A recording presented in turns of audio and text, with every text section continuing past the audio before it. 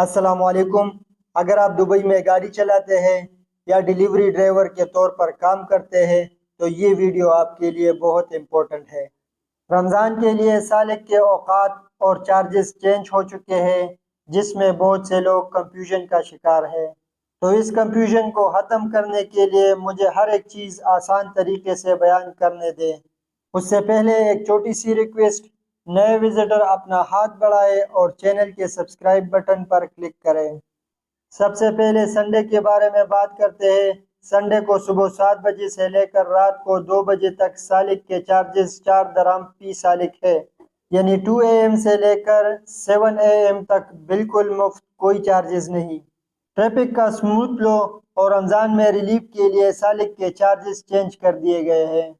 جیسا کہ میں نے بات کی کہ 2 AM سے لے کر 7 AM تک ہر دن کے لیے بالکل فری، 7 AM سے لے کر 9 AM تک 4 درہم، 9 AM سے لے کر 5 PM تک 6 درہم، اور اسی طرح 5 PM سے لے کر 2 AM تک 4 درہم ہے۔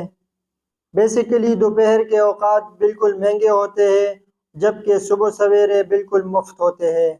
اگر آپ ڈیلیوری ڈرائیور یا روزانہ کے مسافر ہیں تو اپنے ماہانہ سالک کے اخراجات کو کم کرنے کے لیے مفت اوقات کے دوران سفر کرنے کی منصوبہ بندی کریں۔